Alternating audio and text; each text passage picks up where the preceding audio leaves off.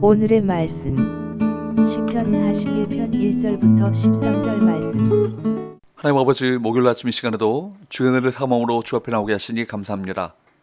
이 시간에도 우리 모두에게 말씀을 통해 하나님의 음성을 들려주옵소서.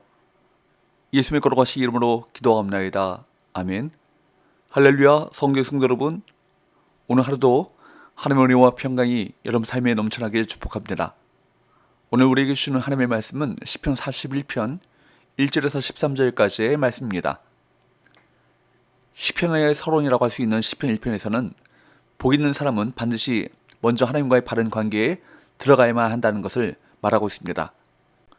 그리고 이제 시편 제1권의 마지막 시편이자 결론이라고 할 수 있는 시편 41편에서는 다른 사람, 즉 이웃들과 바른 관계를 맺고 있는 사람이 복된 사람이라 라고 말하고 있는 것입니다. 이런 시편의 배열이 우리에게 주는 교훈은 무엇이겠습니까? 하나님을 믿는 신앙은 먼저 하나님과의 관계에서 시작되는 것이며, 그리고 그렇게 시작된 신앙은 반드시 이웃과의 관계, 즉 사회적 관계에서 그 열매를 맺어야 함을 보여주고 있는 것입니다.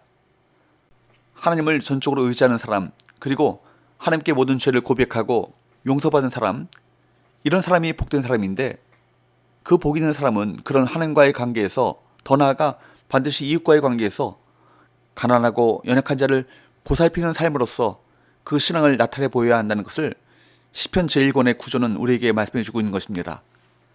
이 시편 역시 인생의 위기를 만난 다윗이 하나님의 은혜를 구하는 내용이죠. 학자들은 이 시를 개인 탄원시로, 특히 병자를 위한 기도문으로 분류합니다. 1절 2절 가난한 자를 보살피는 자에게 복이 있으며 재앙의 날에 여호와께서 그를 건지시리로다. 여호와께서 그를 지키사 살게 하시리니 그가 이 세상에서 복을 받을 것이라. 주여 그를 그 원수들의 뜻에 맡기지 마소서. 여기 가난한 자, 어떤 사람을 말할까요?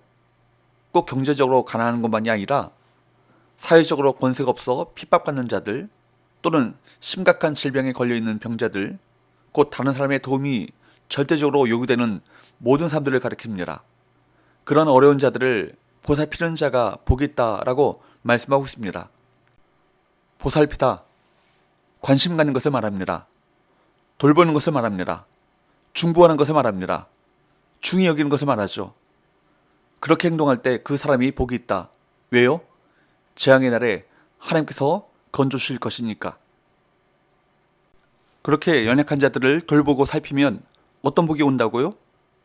내가 어려울 때, 내가 고난에 처했을 때 하나님께서 우리를 불쌍히 여겨 주실 것입니다.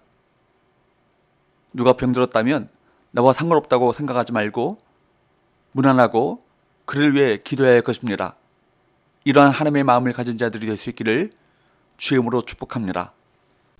3절 여호와께서 그를 병상에서 붙드시고 그가 누워있을 때마다 그의 병을 고쳐주시나이다. 여기에서 병상에 누워있는 사람을 그라는 3인칭으로 부르고 있지만 실상은 시편 기자 다윗 자신을 가리키는 것입니다. 언제 무슨 병으로 고통을 당하게 되었는지는 성경은 분명히 말하고 있지 않지만, 어떤 주석가는 압살롬이 반역했을 때 다윗이 도망가던 중에 병이 들었고 그때 이 시를 기록했을 것이라고 추측합니다. 압살롬에게 쫓기고 있는 중에 몸까지 병이 걸렸습니다. 엎친 데 덮친 격입니다. 다윗의 병은 꽤 중한 상태여서 주변 사람들은 그가 살아서 병상에서 내려오지 못할 것이라고 수군거렸습니다.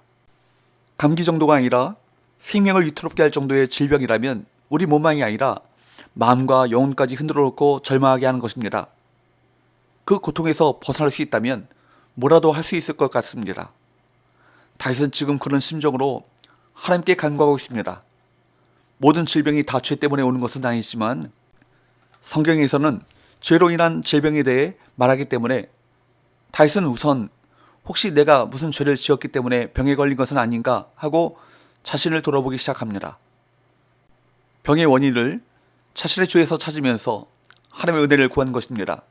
그래서 4절을 보십시오. 4절 내가 말하기를 여호와여 내게 은혜를 베푸소서. 내가 주께 범죄하였사오니 나를 고치소서 하였나이다.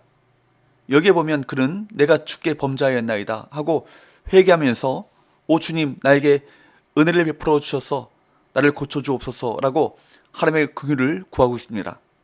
내가 남을 긍휼히 여길 수도 있겠지만 언젠가 내가 남으로부터 긍휼히 여김을 받기를 바라는 처지에 있게 되지 않겠습니까? 긍휼히 여기는 마음 참 귀한 마음이죠. 이것은 하나님의 마음입니다. 다윗은 하나님의 병상에서 자신을 돌아보시면서 어떤 병이든 떨치고 일어나게 하실 것을 간구하고 있습니다. 그는 자신이 당하는 여러 가지 재앙과 슬픔 그리고 질병의 고통이 자신의 죄 때문이라는 사실을 고백하며 겸하게 회개하고 있습니다.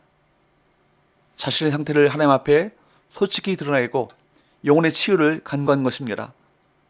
우리도 넘어지고 깨진 상태, 곧 상한 심령으로 하나님 앞에 나가야 할 것입니다.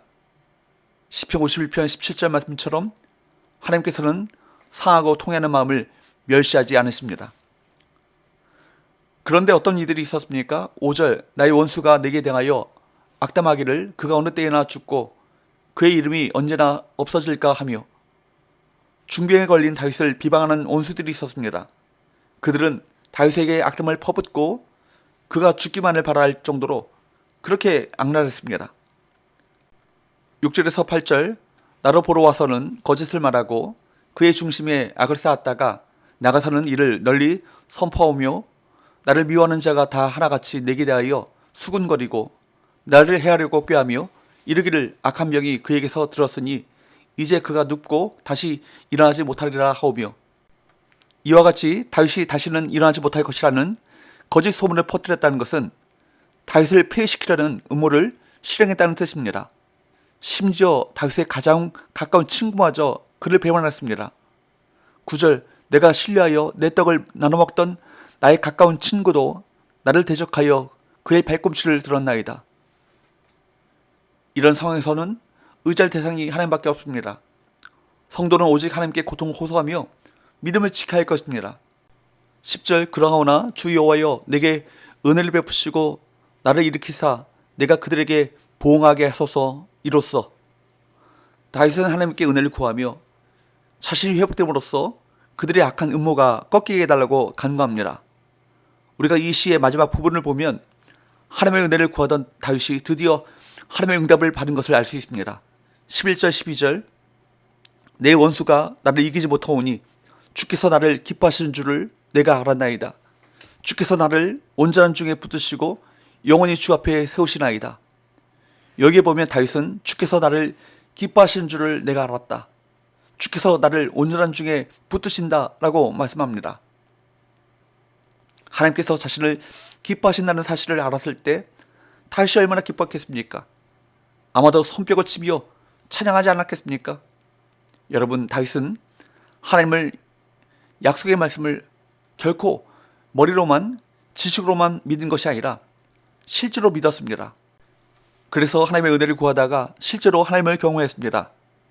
인생의 위기에서 구원하시는 것을 경외했고 질병을 치료하시며 고치시는 은혜를 경험하게 된 것입니다. 그래서 다윗의 결론은 이것입니다. 13절 이스라엘의 하나님 여호와를 영원부터 영원까지 송축할지로다. 아멘 아멘. 우리도 하나님의 은혜를 생각할 때 하나님을 찬양하지 않을 수 없습니다.